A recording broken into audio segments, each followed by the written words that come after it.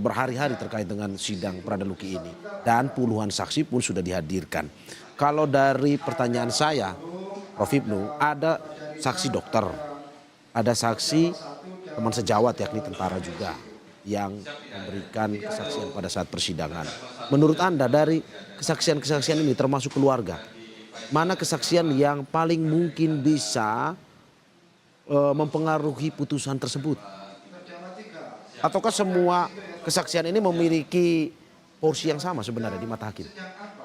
Ya, ini kita harus melihat kesaksian itu ada dua dimensi. Ya. Namanya kesaksian acak, kesaksian yang memberatkan. Kesaksian yang memberatkan itulah kesaksian yang tahu tentang suatu peristiwa, melihat suatu peristiwa, mendengar suatu peristiwa. Saksi acat itu adalah dihadirkan dari auditor militer. Mungkin ini yang sedang diperiksa ini.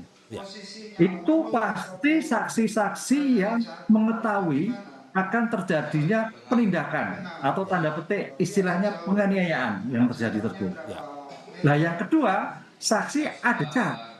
Saksi adeca itu adalah saksi yang meringankan. Itu nanti biasanya diajukan oleh penasihat hukum.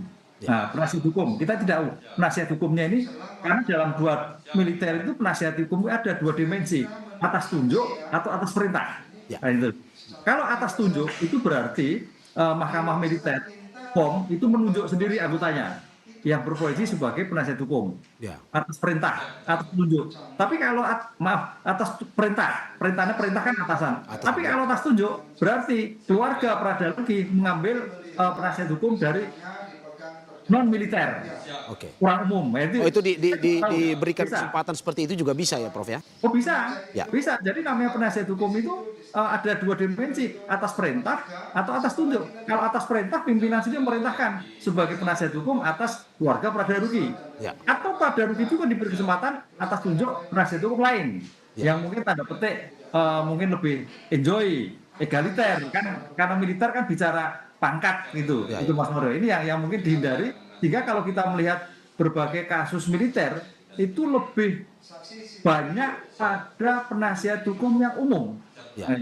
Kalau umum itu tidak ada sekat-sekat kan gitu. Tapi kalau dalam hal militer ada sekat, kaitannya kepangkatan. Ini yang dua dimensi ini ya, walaupun memang tidak tertulis, tapi secara praktek namanya jalur komando dan di luar jalur komando. Nah, kalau lihat seperti itu. Nah, yang menarik di sini, makanya kalau ini kasus-kasus saksi-saksi yang disampaikan oleh auditor, berarti adalah saksi-saksi yang meletakkan bagaimana dia mengetahui atas suatu peristiwa. Jadi meyakinkan tentang surat dakwaan yang dibuat oleh auditor militer. Lah, baru sekarang hakim sekarang itu menerjemahkan apa yang diperiksa tadi. Misalkan tadi kita mendengar contohnya dalam suatu serah terima, apa yang diserah terimakan, berapa jumlah anggotanya, berapa yang tidak hadir kena apa, kan? Ini sebagai bentuk pertanggungjawaban. Jadi apakah ditulis dalam suatu pertanggungjawaban atau tidak?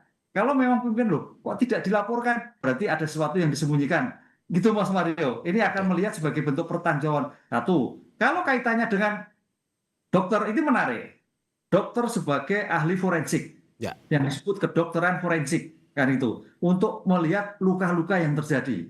Pertanyaannya kemarin, kalau yang disampaikan keluarga korban yang kita mendengar dari luar sampai adanya limpa sampai dalam, pertanyaan itu apakah dengan benda tumpul atau benda tajam? Itulah yang nanti dilihat keterangan dokter antara bukti formal yang dokter dan bukti material ditemukan, yang itu kadang-kadang tidak pas. Nah, mudah-mudahan kalau kasus ini pas gitu.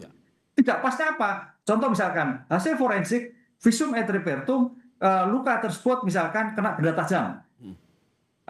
Tapi dalam bukti materialnya tidak ada benda tajam.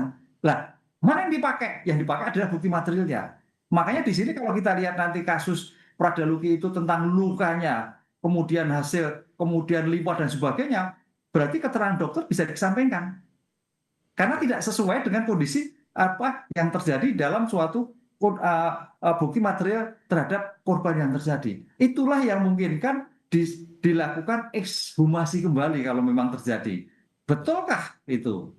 Nah, ini yang dalam berbagai penelitian kami, mahasiswa kami juga melihatnya loh, keterangan dokter kadang-kadang visum dikesampingkan karena tidak sesuai dengan bukti material yang ditemukan dalam suatu persidangan. Nah, mudah-mudahan ini cocok karena keterangan dokter itu sebetulnya untuk memastikan kematiannya, memastikan lukanya, memastikan penyebab luka yang terjadi. Oke, berarti bukti kalau kita bisa bilang bukti materialnya ini menjadi sesuatu yang prioritas sebenarnya, Prof ya. Oh Dalam ya, arti kalau misalkan kesaksian dokter kemarin itu didukung dengan bukti materialnya, berarti ya mungkin saja bisa mempengaruhi putusan dari hakim ini ya. ya, betul. Jadi keterangan bukti formal dari dokter forensik harus sesuai dengan bukti material. Ketika keterangan visum yang dibuat tidak sesuai dengan bukti material, maka yang dipakai bukti material. Ya, ya. Itu. Oke.